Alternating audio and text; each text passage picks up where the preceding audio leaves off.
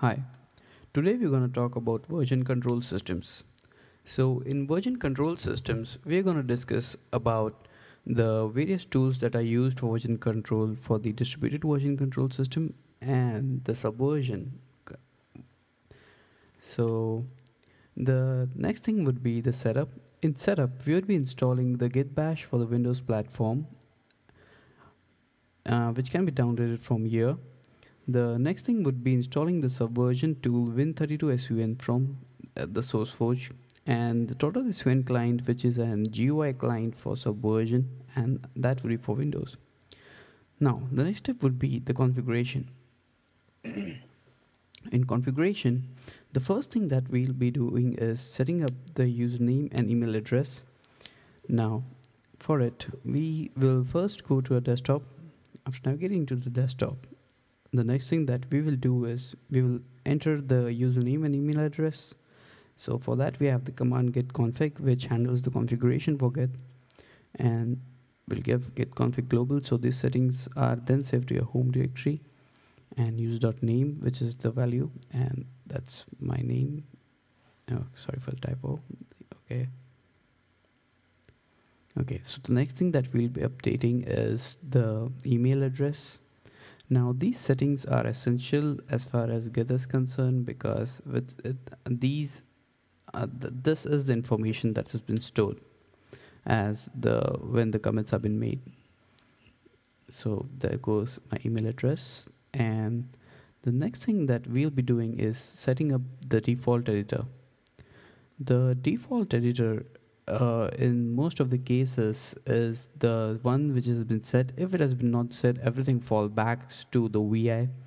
So however, here we'll set up the notepad as a default editor, as Windows has the default text editor as notepad, and I prefer notepad. So I'll set the code.editor property to notepad. So okay, I've done it. So the next thing that we'll be talking about is formatting and white space. There is a lot of discrepancy in the way the different operating systems store the line ending options. Like the Windows stores the line ending with a carriage return and a line feed, whereas the Mac and the Linux just store a line feed character for the new line. So in order to avoid such things, we have to set the formatting and whitespace settings in Git, and we can do that with the git config command by giving the core.autocrlf property. So we set the core.autocrlf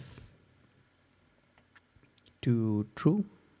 So this will handle the line ending problem for us.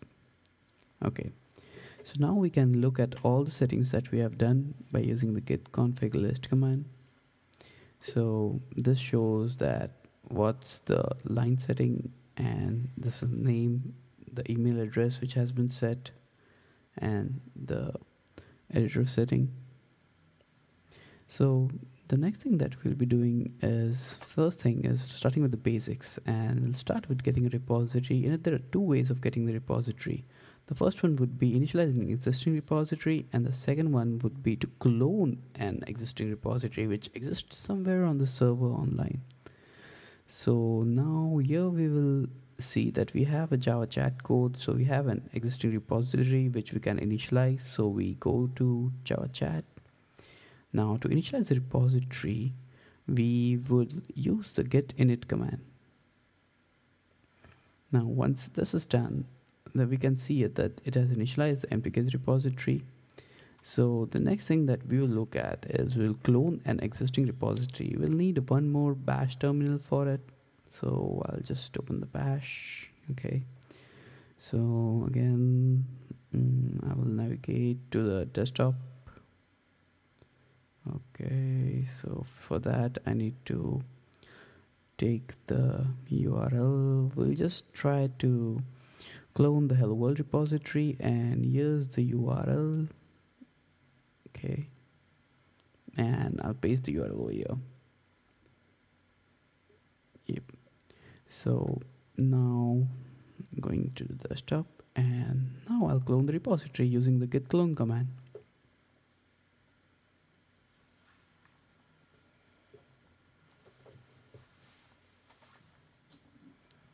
Okay, so that's the URL.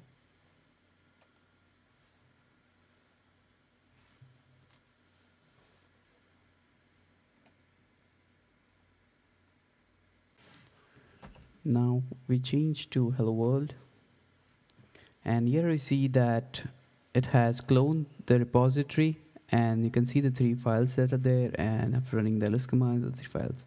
The next step would be recording the changes to a repository, because we can, that's the important thing what the version control system does. It records the changes. When you run the git status command, it shows that it is complete.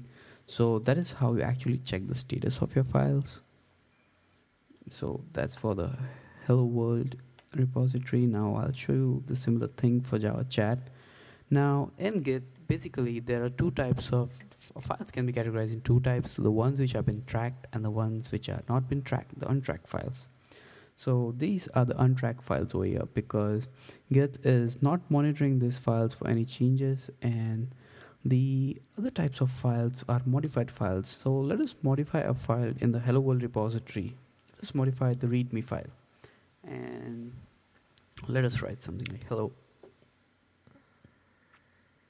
So the next thing that we'll do is status command, so it shows modified.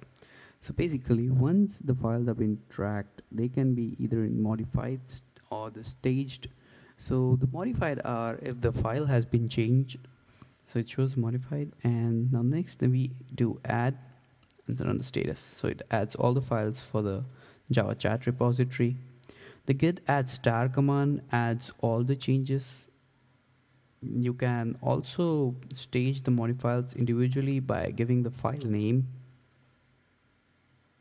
So you just give the file name, and here it is. So that shows the git status command.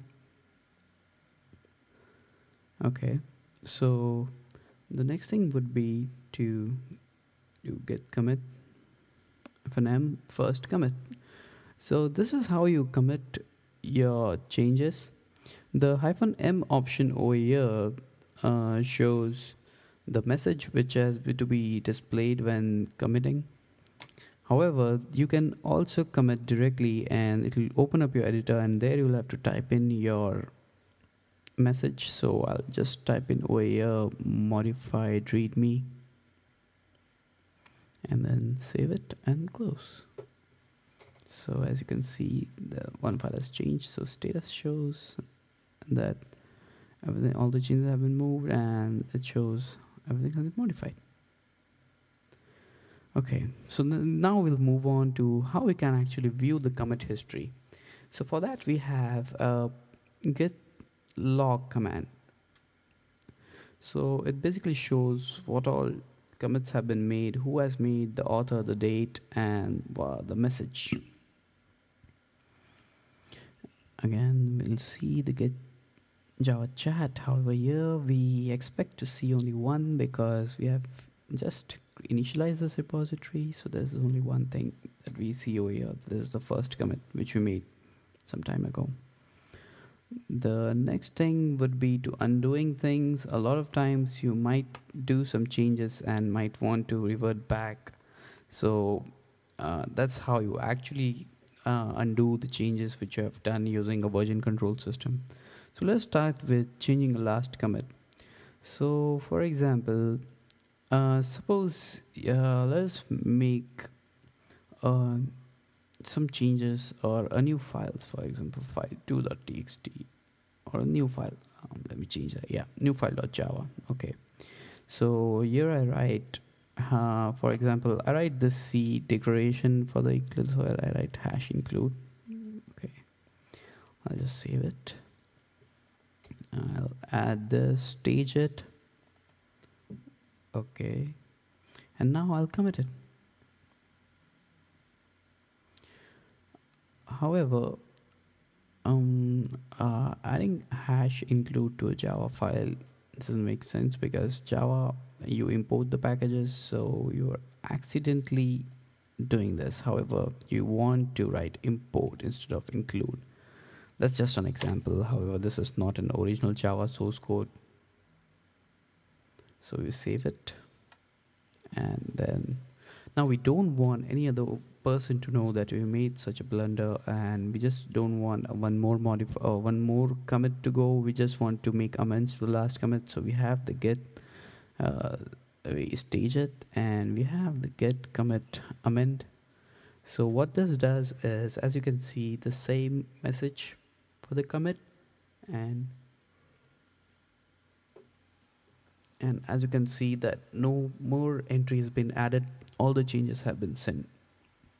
So this is how you can actually avoid showing the other person that you made any changes, and just make amends to the last commit. So the next thing that we'll do is unstaging a stage file. So for instance, let us consider a scenario like you had two files or more than two files, and you wanted to commit a few of them in the first commit and the other in the second, but how you accidentally staged everything with git add star. So let us create a file.txt, admin a separate commit, okay, and create one more file, okay, and okay, leave it, that's just an empty file. So now we do git add star. Oh, sorry for that. Oh, oops, yeah, got it. So now we have staged. Now we look at the status, we see that both the files have been staged, and if we commit it, then both of them will be pushed together. However, we don't want this to happen, and we want to separate file 2 from the previous file. So we have a command called git reset, git reset head and file 2.txt. Here it goes. So oops, that's a reset. Okay, yeah. So now we'll check the status, and now here we can see that file 2 has been removed from the stage area, and it is now untracked file, just because it was created new. If you edit a file, then it will be in a modified section. So this is how you actually unstage it. Now let's add these files again, just to make sure that the repository is consistent.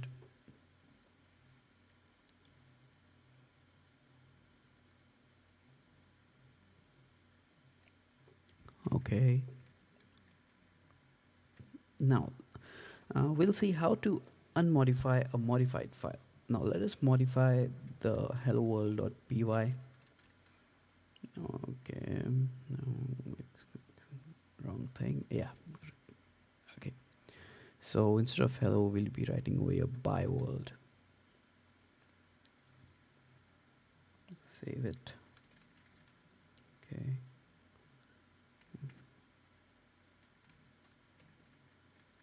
Okay, change this, and here you say checkout. So what basically happens is this actually checks out the latest version which has been committed, and the buy has been gone, and now we have hello world. So in this way, if you make any mistakes and want to revert to the previous version, this is how you actually do it. Okay, so the next thing that we'll be looking at is how we can actually work with the remotes. Now remotes are basically for working online, because most of the repositories for Git would be online, and you need to collaborate with other teams, so we need remotes for it. So we have the functionality in Git to add remotes which actually point to remote repositories which you have. So for that we have the git remote command, and we can view the existing remotes. These remotes are just like pointers which point to your online repositories. So we can actually view at the remote repositories which are there with the git remote. So let us check for the remote repositories over here with the -v option. Yep. So now we don't see anything, because currently there are no repositories with there are no remote references which have been defined. Okay, so now let us go and check out a URL, because while adding a remote we'll need the URL. So we have empty repository created on GitHub, and this is how we do it. And if you like, there are instructions there. You can also follow the instructions on GitHub. So that's pretty easy to do. Okay, so now I'll show you how you can do it for our example over here. So you have get remote add origin, and this is the URL.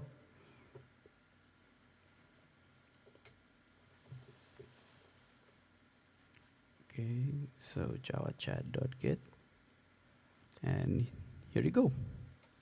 So now let's check if origin has gone in. So it shows that origin has been there, and this is the URL for the fetch, this is the URL for the push. And now we'll see how to fetch and pull from your remote. Now if you so let's try fetching first. Now we tried to fetch, but however the online repository is empty and there is nothing in there, so we don't get any results here. However, we have to push it so that our local repository can be pushed to the online. So we give the name of the remote and here. So now I enter my username and the password. Okay, it's done. So it shows all the statistics of how the compression is done and how many objects there. So next we'll refresh, and here we are. So our local files have been pushed to the online server. So the next thing that we'll be looking at is how to remove a remote, because it might happen that you might add a remote who without a URL and or accidentally write the wrong URL. So we add accidentally master. Okay, we added an accident remote. Okay, so here it is. Here you can see. So now let's try to remove this. Okay. So the name of the remote, what is it? It's accident. Okay. So let us check again. Okay. So, oops, sorry for that. Okay. Yep. So that's the basics of Git. So that's okay. So the next thing that we'll be doing is we'll be talking about SVN, and Neha will continue with. I'll basically start with how to set up a repository. So we'll be using the Visual SVN server here.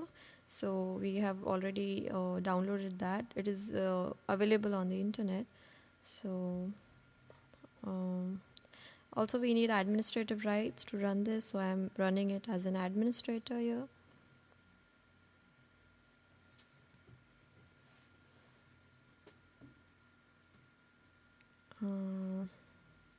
Alright, so I'll start by creating some users who will be using this repository. So let's see. So I'll create a new user.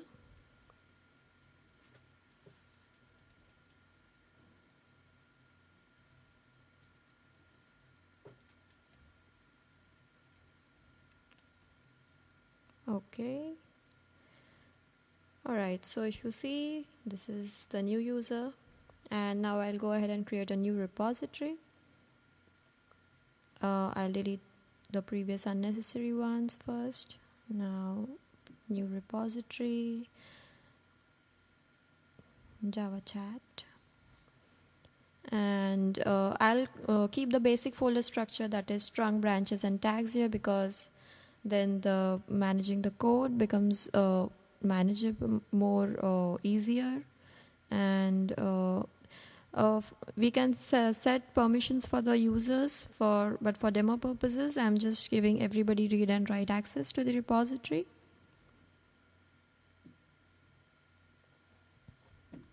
So this is the URL of the repository. If we need to access the URL, we need to fill this URL in. Alright, so let's go ahead, and there we go. So we have three branches here, or rather three subdirectories: the trunk, tags, and branches. So that was the configuration of the SVN.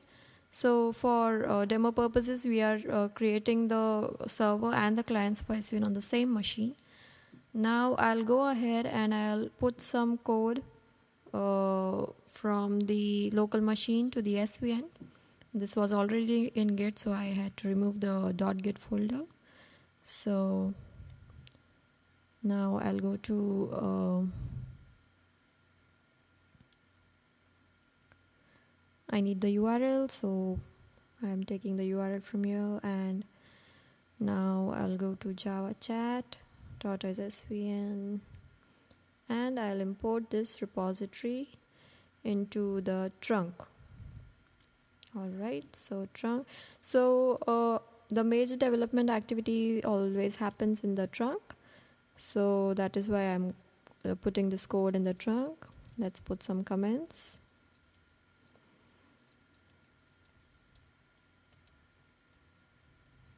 Alright. So I have put this code from my local machine to the repository now. And there we go. Let's see if it has come in the repository.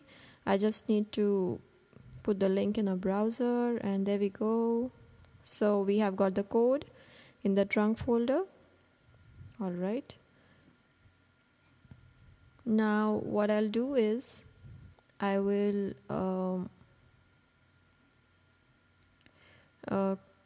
create a repository from the SVN by copying the SVN repository. So basically I'm copying the SVN repository onto a local folder. That is, I am checking out the code from the repository. Typically this happens in another client, but for demo purposes I'm using the same machine. So I'm checking out this head revision. So it is basically all the revisions right since the beginning. And there we go.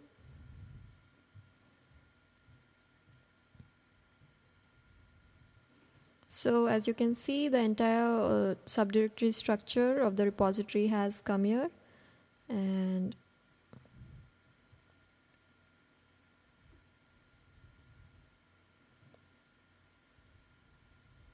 so we'll go ahead and see how to check the status of files.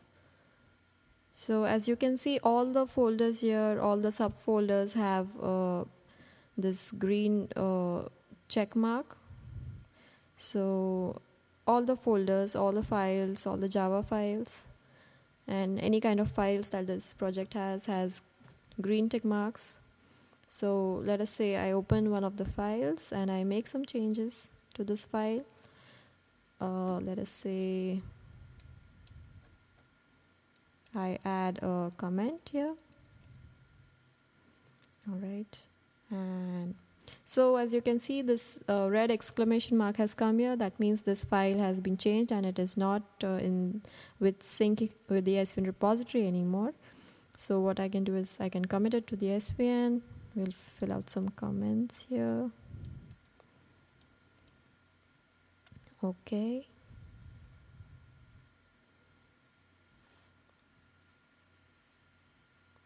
Alright, so you can see that the red exclamation mark has changed to a green tick mark. So our code is again in sync with the SVN.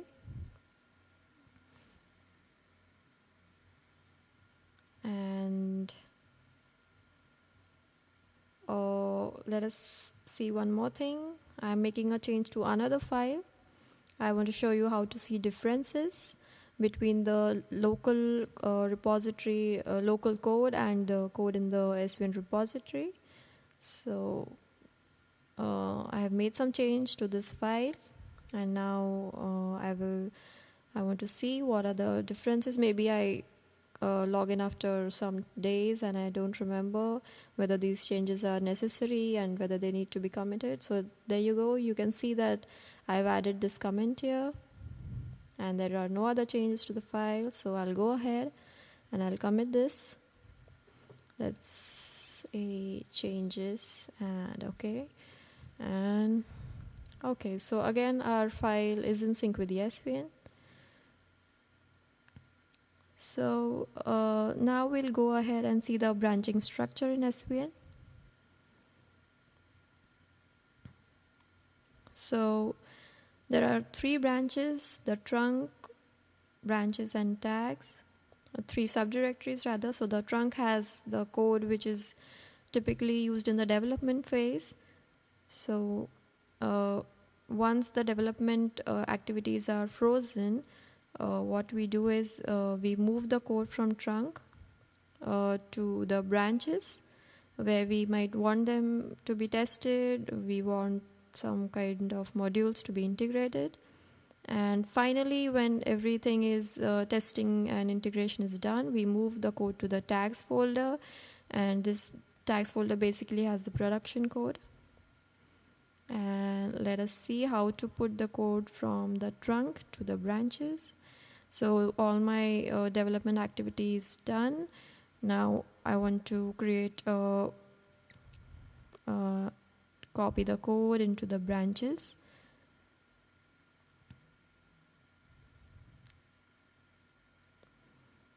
So let us say I name it Java chat testing. Branches can also be used to commit some code that you are not so unsure of, and then once you are done with that, you can commit that in the trunk, merge that in the trunk. So here we go, we have the code in the branches, and let us say I am doing some so I'm updating the local repository so that the code comes in the local repository now. So I've got the code, and let us say I want to do some kind of bug fixing. So I go to this file and let's say I do some integration bug fixing. So again, this file has been changed, so we will commit it. Integration fixes, okay. Okay, so sometimes the change in the icon doesn't reflect immediately. Okay, so now we are done with our integration and testing and everything. Now we want to put the code in the tags. So we put the code from the branch in the local repository to the tags in the SVN repository. So let's say we make a new Java chat 1.0, that's the release unit, and so this is done. Let's go to the repository now and go to tags and see that we have got Java chat 1.0 here. So I'll again take an update so that I get the code. Okay, so this is branching that happens in SVN in a gist, and we'll go ahead and see how the migration happens from So now we'll talk about how we can actually migrate from SVN to Git, because that's the majority of the migrations are from the subversion to the Git in today's time. So now I'll show you how we can actually migrate. So for that, first I'll need both URLs for the subversion repository, which we need to clone, and then the URL for the Git repository online, which you need to push the subversion repository to. So for now, I'll run the git clone command. So get svn clone, and the git svn tool is used to interact with SVN repositories online. So this is how I will clone it. Okay. So here we go. And I take the changes in Java chat from SVN. Okay.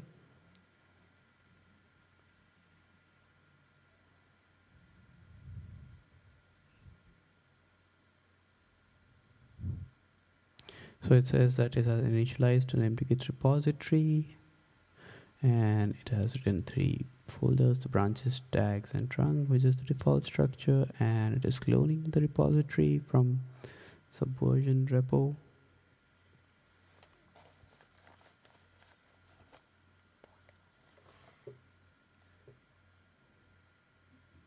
Okay.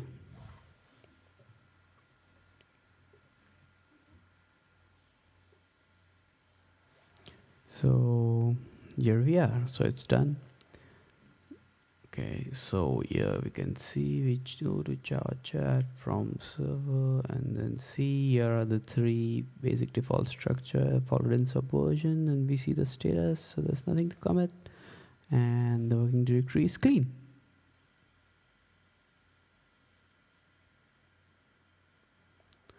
Okay, so next thing that we'll be doing is let me get that.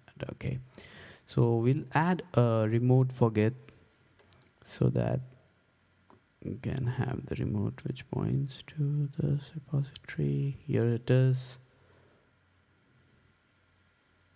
Okay, so here's the URL for the remote repository, and we'll just type it in. Okay,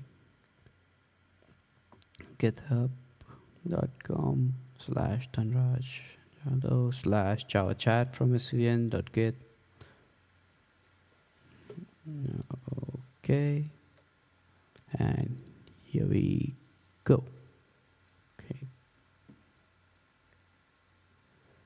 Okay, it's done. Now we try to do check. Okay, so it's there. Okay, it's correct.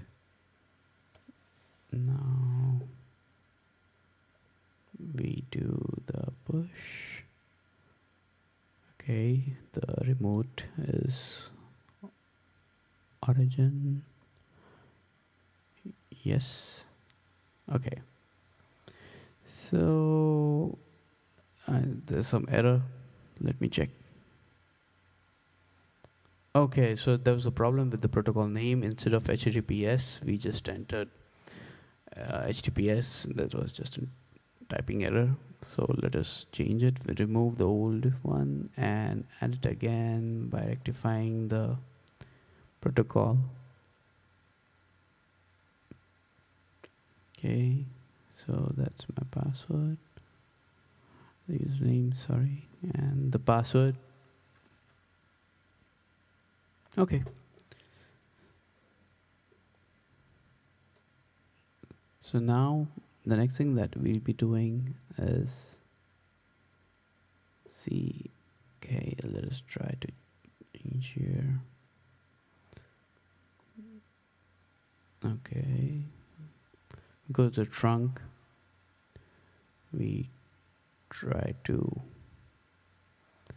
edit the readme file. Let us make a change over here, and let us add an endo file over here. Okay, and save this. Okay, save, and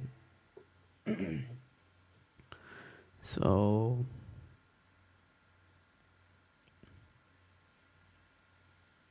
okay. Okay, so now we'll do git add star get status. So we see that the readme file has been modified and it has been staged. So now we commit it. We say updated readme file. Now I'll show you how we can actually use Git as a client to work with SVN repository and push this change back to the SVN repository. We copy it. We don't need GitHub anymore. So let me browse it. I'll show you the trunk. Okay.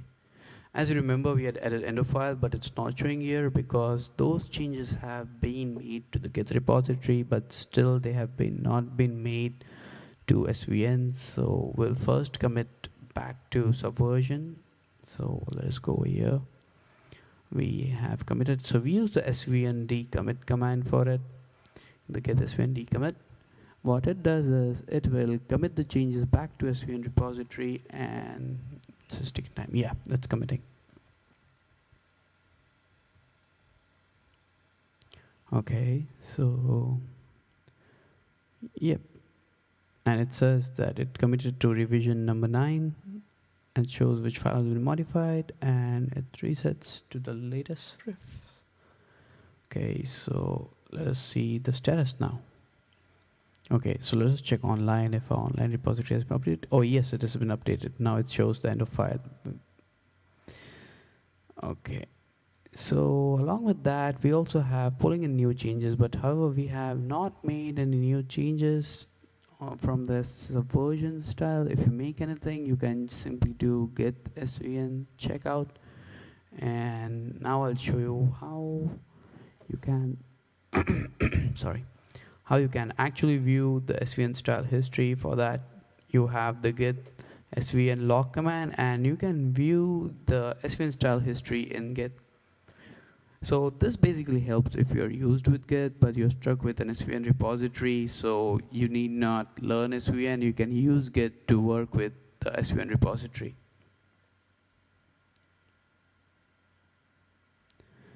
So that's it. That's how the SVN style history has been shown. And that's pretty much. So this is how we can actually migrate from Subversion to Git, and also use Git as a client to work with Subversion. So thank you.